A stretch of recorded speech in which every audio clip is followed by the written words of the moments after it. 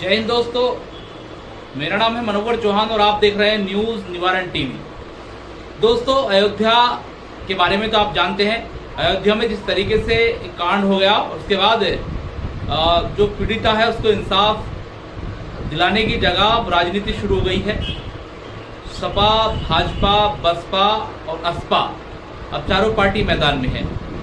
हालांकि इस पूरे मामले में मुख्यमंत्री योगी आदित्यनाथ के आदेशों के बाद जो आरोपी है मोहित खान, उनको गिरफ्तार कर लिया गया है। उनकी संपत्ति पर बुलडोजर चलना शुरू हो गया है।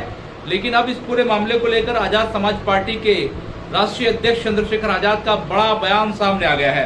वो भी अयोध्या में पहुंच गए हैं और मिलकपुर विधानसभा क्षेत्र में उन्होंने सभा को संबोधित किया। साथ ही पीड़ित परिवार के लिए सहानुभूति जताते हुए आरोपियों पर कड़ी कार्रवाई करने की मांग कर डाली। लेकिन इस बीच उन्होंने मुख्यमंत्री योगी आदित्यनाथ को जमकर घेरा। उन्होंने कहा कि जो बुलडोजर नीति है वो गलत है। बुलडोजर नीति के तहत जिस शख्स ने अपराध किया है उसके साथ साथ पूरे परिवार को सजा भुगतनी पड़ती है। उन्होंने पहले भी मेरठ के एक गांव में पहुंचकर जहां 3 लोगों पर गोलियां चलाई गई थी, जानी थाना क्षेत्र के धोलड़ी गांव का प्रकरण था, जिनमें से पिता पुत्र की मृत्यु हो गई थी। इस पूरे मामले में भी आवाज उठाई थी और कार्रवाई करने की मांग की थी। लेकिन बुलडोजर नीति की लोग मांग कर रहे थे। लोग कह रहे थे कि यहाँ पर भी बुलडोजर चलना चाहिए। लेकिन चंद्रशेखर आजाद ने साफ कह दिया था कि बुलडोजर नीति के वो खिलाफ है, चाहे मुस्लिम पर चले, गैर मुस्लिम पर चले, किसी पर भी चले। तो यहाँ पर जो पीड़ित थे धोलड़ी में वो मुस्लिम समाज के थे और जो आरोप लगा था वो आरोप था त्यागी समाज के लोगों पर, जो कि गैर मुस्लिम थे। लेकिन इस पर भी चंद्रशेखर आजाद ने स्टैंड क्लियर करते हुए कहा कि बुलडोजर नीति के खिलाफ है। लेकिन अब एक बार फिर इस तरह का जो प्रकरण है वो अयोध्या में देखने को मिल रहा है। यहाँ पर बुलडोजर चलना शुरू हुआ, लेकिन चंद्रशेखर आजाद एक बार फिर बुलडोजर नीति के खिलाफ खड़े हो गए हैं। उन्होंने कहा कि संजय निषाद की जो उन्होंने रोया है उसको देखकर बड़ा आश्चर्य हुआ। वो दुखी है, लेकिन वो सत्ता में है, सरकार में है, इंसाफ में देरी क्यों हो गई?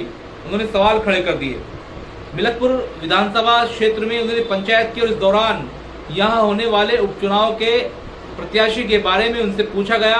उन्होंने हंसते हुए जवाब दिया कि अभी यह डिसीजन पार्टी लेगी, लेकिन जो प्रत्याशी है वो उतारा जाएगा। दरअसल आपको बता दें, इस पूरे मामले को लेकर मुख्यमंत्री योगी आदित्यनाथ ने अपने जो कार्रवाई थी वो शुरू कर दी।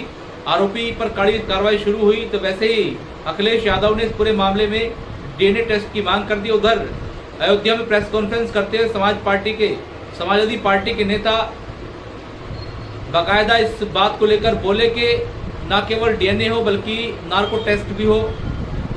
इस पूरे मामले को लेकर समाजवादी पार्टी के वरिष्ठ नेता बाकायदा शिवपाल सिंह यादव भी सामने आए और उन्होंने अपने पार्टी के स्टैंड को आगे रखते हुए कहा कि न्याय तभी मिलेगा जब इस पूरे मामले में डीएनए और नार्को टेस्ट हो जाएगा।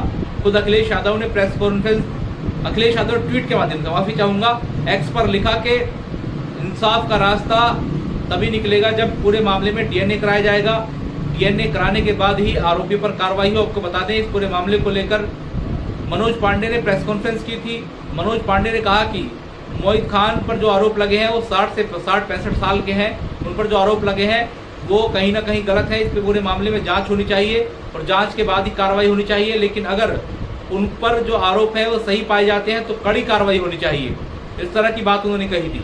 लेकिन अब इस पूरे मामले को लेकर प्रदेश भर में जो राजनीति है वो गरमाई हुई है। ऐसे में जो पीड़िता को इंसाफ मिलना चाहिए वो समय से नहीं मिल पाया और अब अगर बुलडोजर भी चल रहा है तो पीड़िता को इंसाफ कैसे मिलेगा? वो आज भी दर्द से कर्रा रही है, दर्द से पीड़ित है और ऐसे में अवर्सन हो या फिर वो बच्चे को जन्म दे, दोनों ही सूरत में पीड़िता को दर्द का सामना करना पड़ेगा।